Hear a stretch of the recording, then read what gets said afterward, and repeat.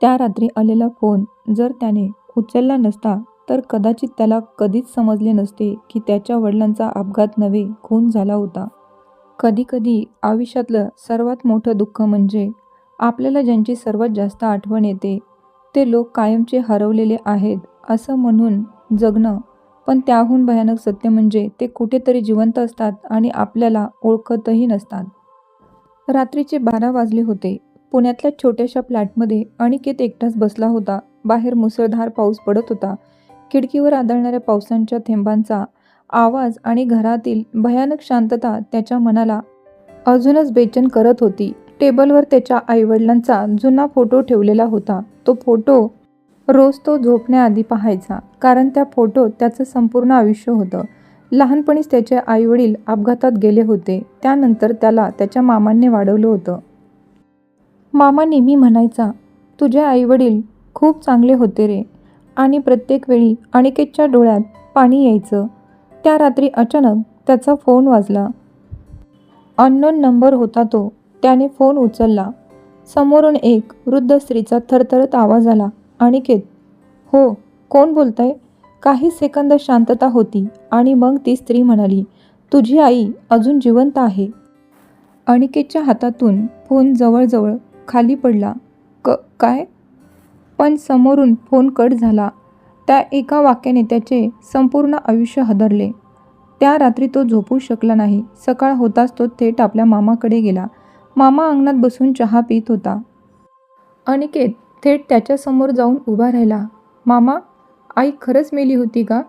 मामाच्या हातातला कप थरथरला. हे काय विचारतोयस तू? काल रात्री फोन आला होता. मामाचा चेहरा पांढरा पडला. कुणाचा? कोणीतरी म्हणलं आई जिवंत आहे. मामा काही क्षण शांत राहिला. त्याच्या डोळ्यात भीती होती. अनिकेत, काही गोष्टी माहीत नसलेल्या बऱ्या असतात. म्हणजे? तू हा विषय इथेच संपव. अनिकेतचा राग अनावर झाला. इतकी वर्ष तुम्ही माझ्यापासून काय लपवलंत? मामा अचानक ओरडला. कारण आम्हाला तुझं आयुष्य वाचवायचं होतं. घरात शांतता पसरली. अनिकेत थिजून उभा राहिला.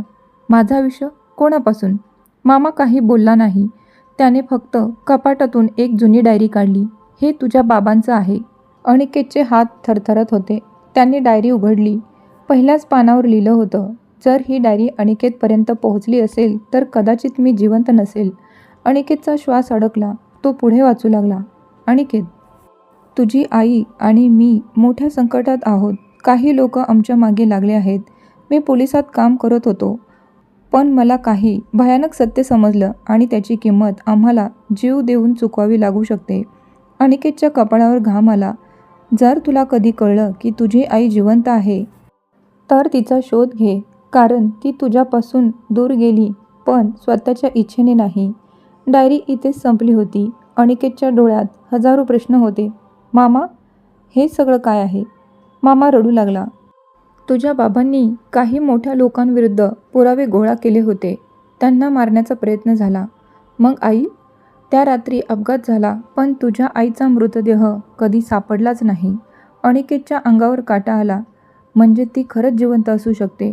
मामाने हळूच मान हलवली. त्या दिवसापासून अनिकेतने आईचा शोध सुरू केला. फोन नंबर ट्रेस केला. तो नंबर कोल्हापूरजवळच्या एका छोट्या गावातला होता. अनिकेत लगेच तिथे गेला. गाव खूप शांत होतं. तो लोकांना फोटो दाखवत फिरू लागला. अचानक एक म्हाताऱ्या आजीने फोटो पाहताच धक्का खाल्ला. ही बाई इथे राहत होती. अनिकेतचा श्वास वाढला. कुठे आहे ती? आजीच्या डोळ्यात दुःख आलं. ती 2 महिन्यापूर्वी अचानक गायब झाली. काय? पण जाण्याआधी ती रोज एकच गोष्ट म्हणायची. काय? माझा मुलगा मला शोधायला येईल. अनिकेतच्या डोळ्यात पाणी आलं. आजीने त्याला गावाच्या टोकाला असलेल्या छोट्याशा घराचा पत्ता दिला. अनिकेत धावतच तिथे गेला. घर बंद होते. धूळ साचलेली. पण आत एका टेबलावर फोटो ठेवलेला होता. तो फोटो पाहून अनिकेतच्या डोळ्यात अश्रू आले. त्या फोटोत तो आणि त्याची आई होती. म्हणजे ती खरंच जिवंत होती. टेबलावर एक पत्रही होतं अनिकेतसाठी. त्याने थरथरत्या हातांनी पत्र उघडलं. बाळा, जर तू हे पत्र वाचत असशील तर मी पुन्हा तुझ्यापासून दूर गेले आहे, पण यावेळी माझ्या इच्छेने नाही. अनिकेतचा श्वास अडकला. त्या रात्री अपघात झाला नव्हता. तुझ्या बाबांचा खून झाला होता. त्याच्या डोळ्यात काळोख दाटला आणि तो खून माझ्यासमोरच झाला. पत्रावर अश्रूंचे डाग होते. मी तुला वाचवण्यासाठी पळाले, कारण त्यांना तूही जिवंत नको होतास. अनिकेतचे हात थरथरत होते. त्यांच्यातला एक माणूस अजूनही तुझ्या खूप जवळ आहे. अनिकेतचे हृदय जोरात धडधडू लागलं. तो माणूस म्हणजे... अचानक दरवाजाबाहेर आवाज आला. अनिकेत घाबरून मागे वळाला. दारात त्याचा मामा उभा होता. अनिकेत हादरला. मामा? मामाच्या डोळ्यात अश्रू होते. मला माफ कर. अनिकेत ओरडला. म्हणजे हे सगळं खरं आहे? मामा खाली मान घालून उभा राहिला. त्या रात्री मी त्यांच्या सोबत होतो. अनिकेतच्या पायाखालची जमीन सरकली. काय? पण मी तुझ्या बाबांना मारलं नाही. मी फक्त घाबरलो होतो. मग आई कुठे आहे? मामा रडत म्हणाला. ती अजून जिवंत आहे. पण काय? तिची स्मरणशक्ती गेली आहे. तिला जुन्या काही गोष्टी आठवत नाहीत. अनिकेत पूर्ण कोसळला. इतकी वर्ष त्याची आई जिवंत होती, पण त्याला ओळखत नव्हती. अनिकेत मोठ्याने ओरडला. मामा, जे काही असेल ते आता तरी खरं सांग. कुठे आहे ती? मामा सांगू लागला.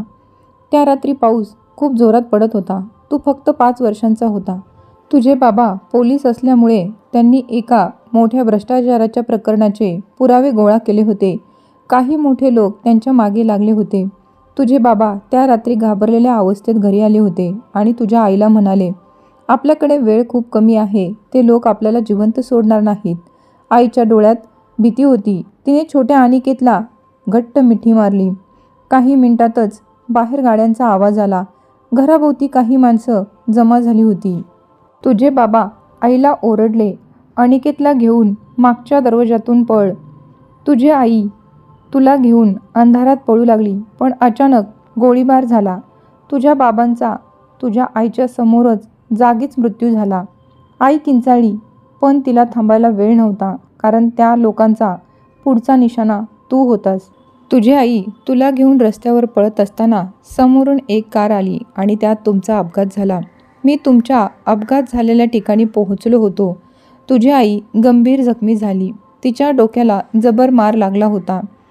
तुझ्या बाबांचा मला फोन आला होता आणि त्यांनी झालेली परिस्थिती मला सांगितली होती आणि मला म्हटले, अनिकेतला वाचव. तुमचा ॲक्सिडेंट झाल्यानंतर मी तुला उचलून घेतलं. तुला जास्त लागले नव्हते. तुझी आई रक्ताने माखलेली पडली होती, पण ती अजून जिवंत होती. ती रडतच माझा हात धरून मला म्हणाली, माझ्या अनिकेतला दूर घेऊन जा, नाहीतर ते लोक त्यालाही मारतील. मी तिला विचारलं, पण तू?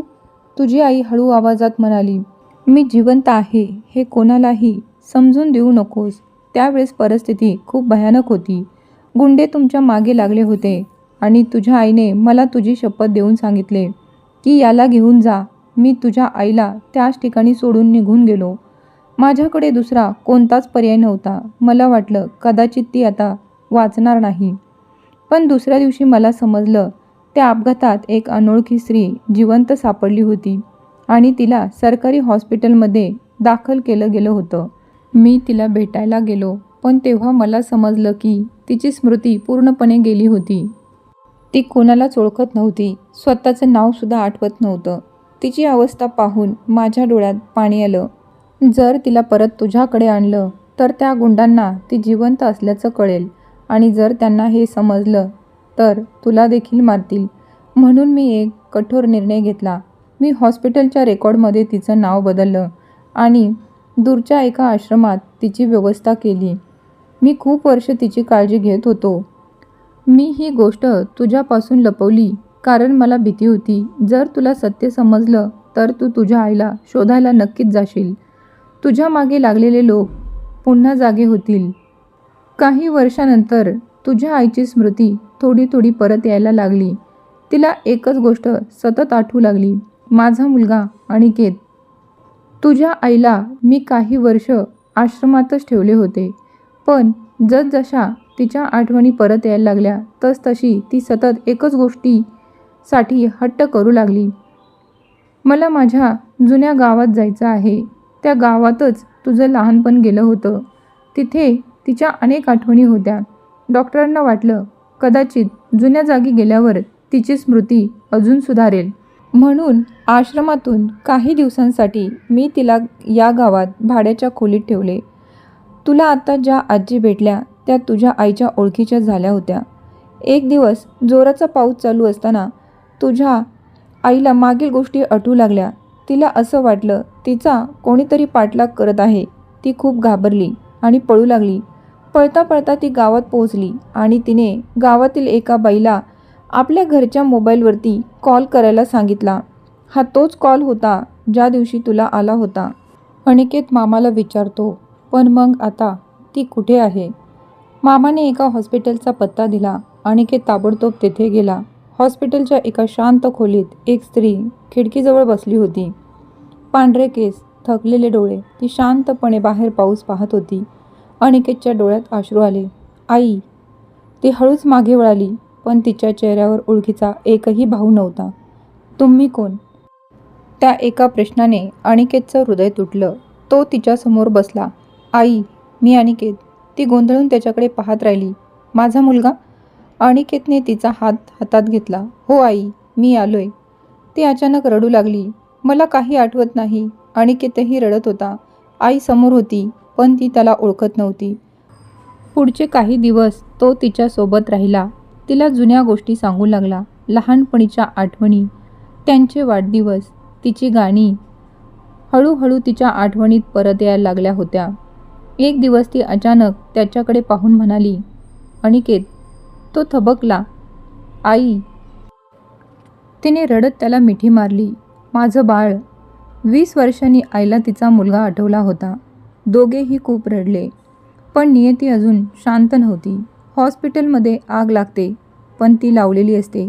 ज्यांनी अनिकेतच्या बाबांचा खून केला त्यांना समजतं की अनिकेतची आई अजून जिवंत आहे आणि आता ती कोर्टात त्यांच्या विरुद्ध साक्ष देऊ शकते.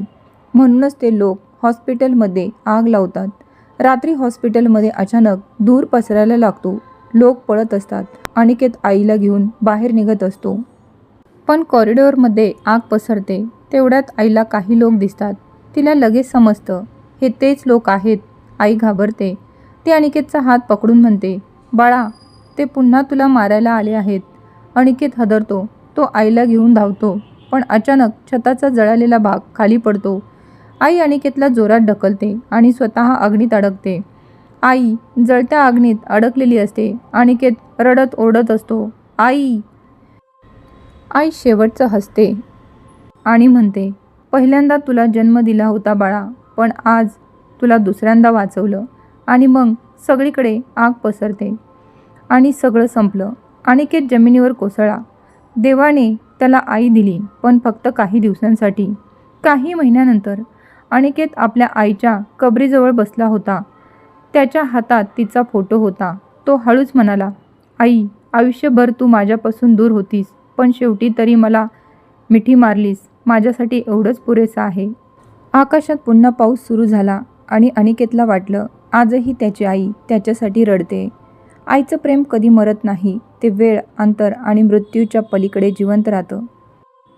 कधी आठवणी बनून तर कधी शेवटच्या मिठीतून आयुष्यभराचा रिकामेपणा देऊन जातं.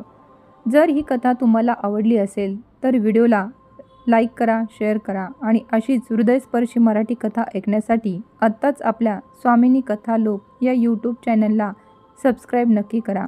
धन्यवाद.